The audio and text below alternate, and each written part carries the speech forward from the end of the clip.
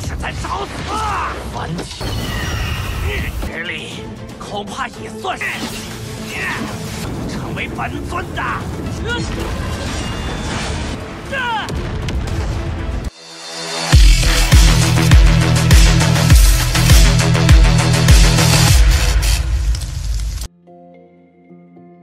Halo semuanya, selamat datang di Ruang Sinema. Bagaimana kabar kalian semua? Semoga selalu sehat dan baik-baik saja. Sesuai jadwal, jadi pada hari ini kita akan kembali melanjutkan series Donghua I Can Have Infinity Engagement episode terbaru, yang mana ini adalah episode yang ke-30. Bagi yang mau bergabung dan series ini, kita sudah sediakan playlistnya. Jadi kalian bisa mudah mencari di mana episode awal dari series ini. Sebelum kita mulai episode terbarunya, kita akan melihat dulu apa saja yang telah terjadi pada episode sebelumnya. Tepatnya pada episode 29. Kemarin Xiaoyan dan juga Zhouji saling beradu siapa yang lebih dulu menciptakan banyak lubang spiritual. Karena bagaimanapun saat ini mereka telah berada di ranah gua spiritual.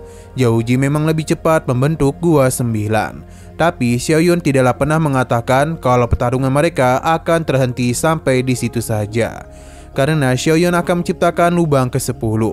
Di saat semua orang yakin ini tidak akan berhasil, lagi dan lagi Xiaoyan berhasil mengejutkan semua pihak.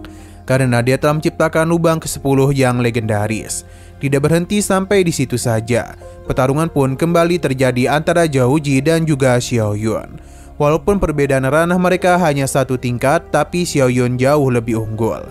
Lagi dan lagi Zhouji harus kalah di tangan Xiaoyan. Setelah semua itu, Tuan Suci akan membuka tempat kuno, yang mana ini saatlah bagus bagi mereka untuk bisa mengembangkan kekuatan lebih cepat lagi. Sekarang kita akan melanjutkan episode terbarunya. Kita dibawa kepada Xiaoyan, Cicuyu, dan juga Zhouji. Ketika mereka sedang asik berjalan, saat jugalah sebuah serangan pun tertuju kepada mereka. Ini dengan mudah ditahan oleh Xiaoyan. Dalang dari semua serangan itu adalah Li Bufan. Xiaoyan memintanya untuk ingat umur karena dia masihlah bermain trik bocah seperti ini. Bukannya tobat, Li Bufan malah semakin menjadi-jadi. Bahkan dia meminta Xiaoyan untuk segera berlutut dan memohon belas kasihan kepadanya. Tapi Xiaoyan mempersilakannya untuk menyerang dirinya lebih dulu. Merasa tertantang, Li Bufan langsung saja melancarkan serangan. Dalam pertarungan ini, Li Bufan memang sudah lebih kuat dibandingkan sebelumnya. Tapi di hadapan Xiaoyan, dia ini bukanlah apa-apa. 3 kali gerakan sudah dirinya berikan kepada Li Bufan. Namun ia tidak kunjung bisa menumbangkan dirinya. Nah, sekarang adalah giliran dari Xiaoyan yang akan melancarkan serangan balik kepadanya. Serangan pedang terbang Li Bufan dan mudah dimusnahkan oleh Xiaoyan. Dia juga akan menggunakan trik yang sama untuk bisa mengalahkannya.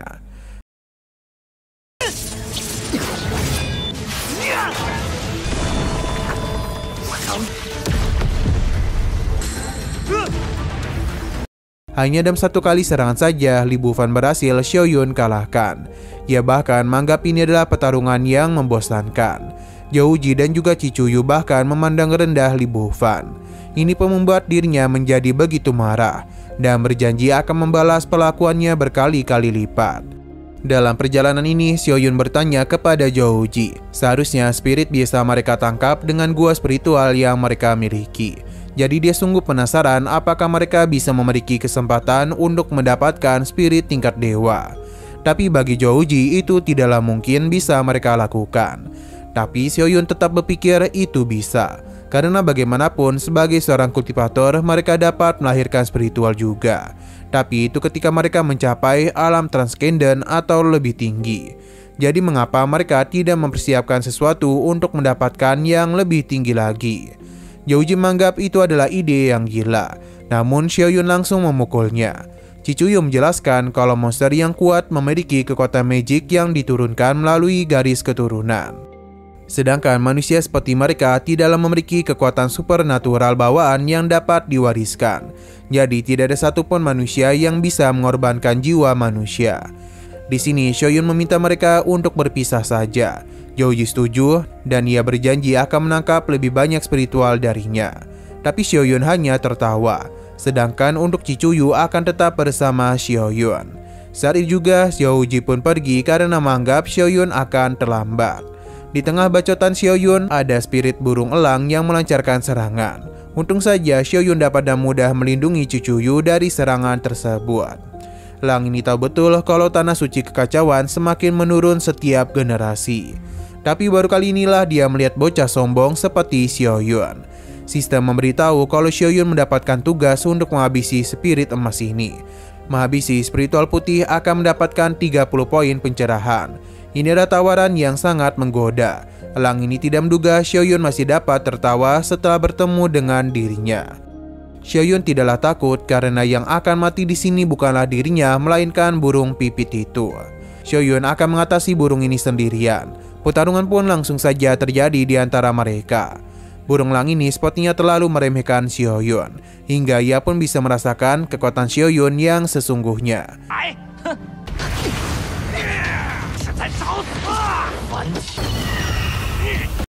Tapi dia tahu kalau kelemahan Xiaoyun adalah Cicuyu, jadi dia akan mengincarnya. Akan tetapi Xiaoyun tidak akan membiarkan hal itu terjadi. Burung pipit ini tidaklah menduga murid semuda dia bisa menyempurnakan lonceng emas di tingkat yang sempurna. Xiaoyun tidaklah menduga burung itu mengetahui tentang teknik tersebut. Yang ternyata burung ini telah meninggoy di tangan orang yang menciptakan teknik tersebut. Bagi Xiaoyun itu wajar karena sosok yang dirinya lawan berada di alam semu. Tapi kala itu sosok tersebut masihlah belum menjadi Kaisar Agung. Jadi tidak ada guna juga menghabisi dirinya. Xiaoyun menganggap kalau burung ini mati secara sia-sia saja. Burung ini membenarkan hal tersebut. Karena setelah menjadi spirit, dia sudah bisa menghabisi begitu banyak putra suci dari tanah suci kekacauan. Apa yang dia katakan membuat mereka terkejut. Jadi inilah alasan mengapa tanah suci kekacauan tidak kunjung memiliki penerus yang hebat. Dia pun menjadi begitu bersemangat karena mereka akan bernasib sama. Xiaoyun yang kesal langsung saja melancarkan serangan. Pertarungan pun kembali lagi terjadi di antara Xiaoyun dan burung pipit itu. Dalam pertarungan ini, burung itu memintanya untuk tidak menganggapnya remeh. Karena bagaimanapun dirinya sudah menghabisi begitu banyak putra suci. Dia meminta Xiaoyun untuk tidak bersedih karena dia akan mati di tangan dewa sepertinya.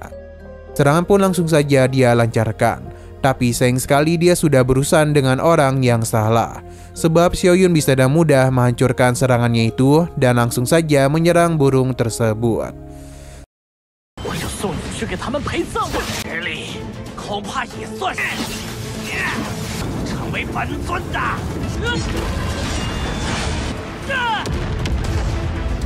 Burung pipit ini akhirnya menjadi tahu kalau Xiaoyun sudah menguasai tubuh kekacauan setengah langkah. Dia yakin kalau umur murid ini pasti adalah 500 tahun. Tapi Xiaoyun memintanya untuk mendengar perkataannya dengan jelas. Kalau dirinya baru berusia 17 tahun saja. Ini pun membuat syok burung tersebut. Sadar dia adalah lawan yang berbahaya, jadi burung ini pun pergi melarikan diri. Namun dia berjanji kalau kedepannya dia akan menghabisi Xiaoyun. Cicuyu penasaran mengapa Xiaoyun malah membiarkannya pergi. Alasan Xiaoyun melakukan hal tersebut adalah untuk memancing spirit sejati yang lebih kuat lagi. Rencana ini dia sebut sebagai pemancing serigala. Cicuyu menyarankannya untuk mencari Zhouji, karena dan begitulah mereka memiliki bantuan yang kuat.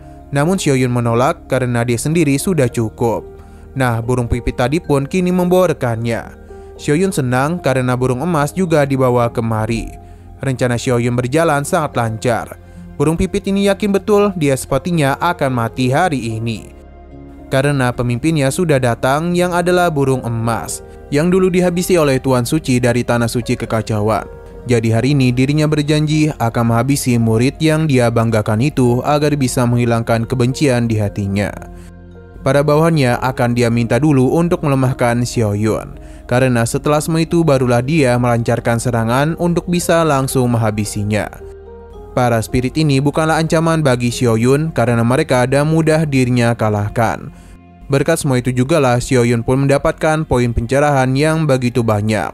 Burung emas ini meminta untuk membentuk pertahanan karena mereka harus lebih dahulu mengurung Xiaoyun. Cicuyu begitu panik melihat hal tersebut. Sedangkan para spirit senang karena dengan formasi yang mereka bentuk, maka Xiaoyun pasti akan meninggoy dalam satu kali serangan. Sayang sekali mereka sudah menganggap remeh Xiaoyun, formasi yang mereka banggakan dan mudah dihancurkan olehnya. Dan kali ini adalah gilirannya menghabisi spirit tersebut. Dengan pergerakan yang begitu cepat, Xiaoyun dan mudah menumbangkan beberapa spirit hanya dalam satu kali serangan saja. Dan dirinya tidak akan pernah membiarkan mereka pergi begitu saja.